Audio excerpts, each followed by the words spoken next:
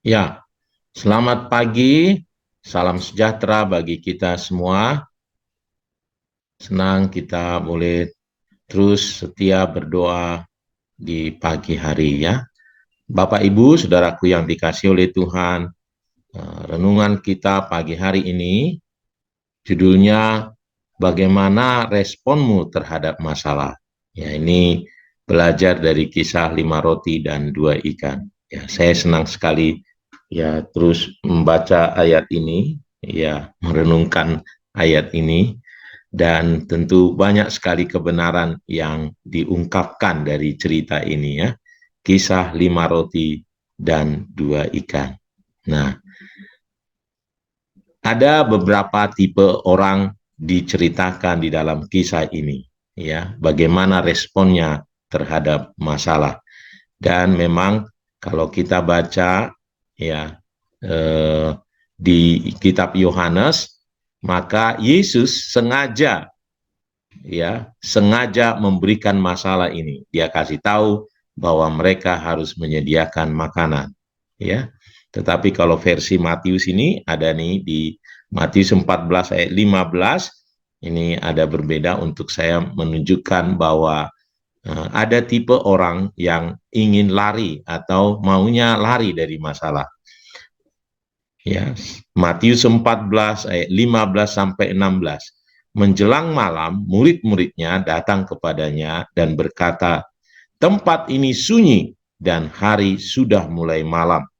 Suruhlah orang banyak itu pergi supaya mereka dapat membeli makanan di desa-desa." Tetapi Yesus berkata kepada mereka, "Tidak perlu mereka pergi. Kamu harus memberi mereka makan."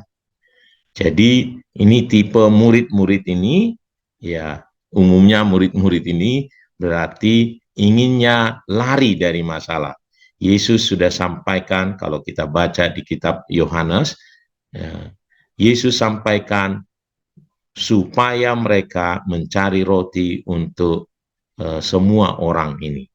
Mereka yang harus kasih mereka makan. Jadi tipe yang pertama adalah lari dari masalah. Ya, memang umumnya orang pengennya lari dari masalah. Ya, banyak orang itu kedagingan kita, padahal sebenarnya kalau kita lihat di Yohanes itu, Yesus sendiri tahu apa yang harus dilakukannya, katanya ya. Jadi ketika Tuhan mengizinkan masalah dalam hidup kita, sebenarnya Tuhan tahu apa yang harus dia lakukan.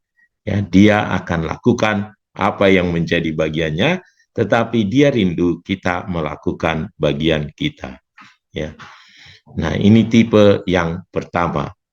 Nah, ada tipe yang kedua adalah tipe Filipus. Ya, jawab Filipus kepadanya, roti seharga 200 dinar tidak akan cukup untuk mereka ini, sekalipun masing-masing mendapat sepotong kecil saja.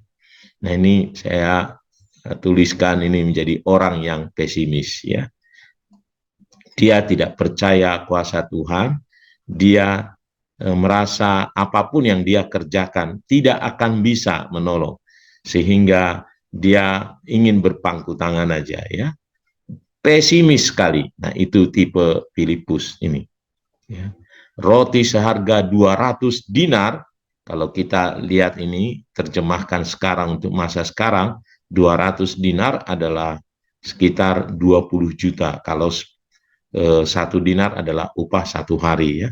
100.000 misalnya, maka 20 juta. Tentu memang untuk 5.000 laki-laki, rasanya memang tidak cukup 20 juta. Walaupun katanya mendapat sepotong kecil saja. Ya.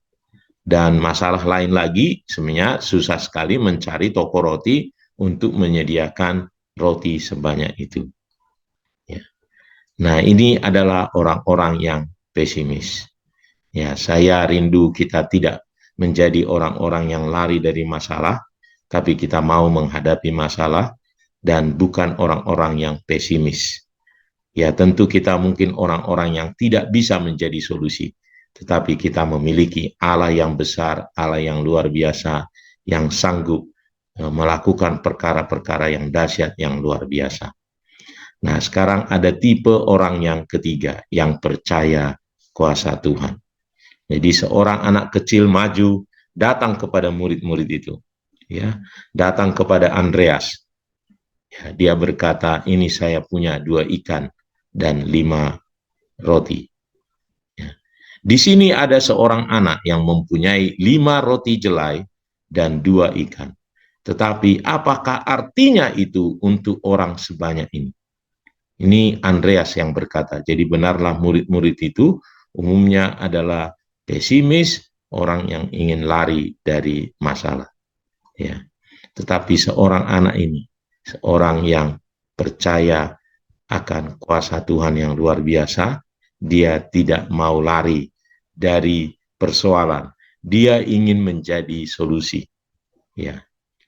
Nah, apa yang dilakukan oleh anak kecil ini? Ya, yang pertama adalah dia tentu karena mendengar perkataan Yesus. Dia mendengar bahwa Yesus menyuruh murid-murid mencari makanan, dan dia mendengar.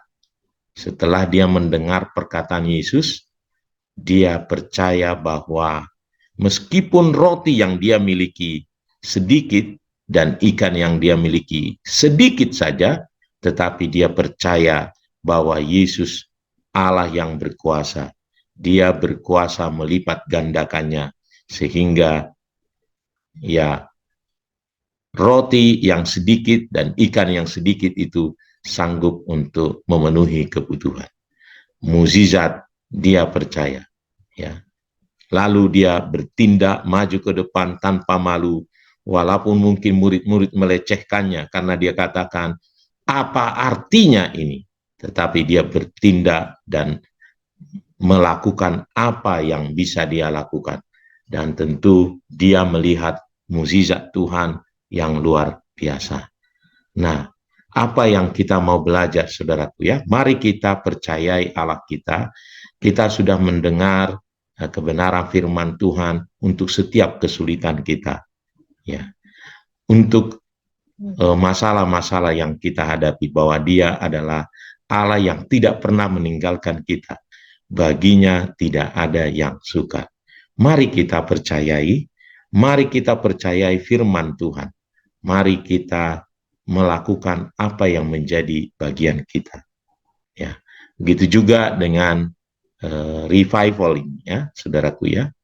Kita sudah mendengar pasti Allah merindukan revival terjadi. Ya, mari kita percayai, mari kita percaya bahwa Allah sanggup melakukan perkara yang dahsyat, Dia sanggup mengubahkan hati orang. Mari kita lakukan yang menjadi bagian kita. Ya, mari kita terus setia berdoa. Mari kita bersaksi bagi banyak orang. Mari kita menjadi orang-orang yang mengabarkan kabar baik. Dan kita akan melihat bagaimana orang-orang berbalik dari jalan-jalannya yang jahat, bagaimana revival terjadi, bagaimana kegerakan akan terjadi. Semua karena pekerjaan Tuhan, kuasa Tuhan. Mari kita melakukan apa yang menjadi bagian kita. Ya, baik itu untuk revival terjadi, baik itu untuk masalah-masalah kita, masalah-masalah dalam keluarga kita, masalah apapun itu, sakit penyakit, masalah keuangan. Mari kita percayai firman Tuhan. Mari kita bertindak apa yang bisa kita lakukan sehingga mukjizat perkara besar terjadi. Di masa-masa kesulitan justru Allah izinkan supaya kita bisa melihat pekerjaan Tuhan yang dahsyat, yang luar biasa. Allah lah yang mengizinkan kesulitan kita hadapi. Ya, ada di depan kita supaya Ia melakukan perkara yang dahsyat, yang luar biasa. Tuhan Yesus memberkati kita semua. Mari kita datang berdoa kepada Tuhan.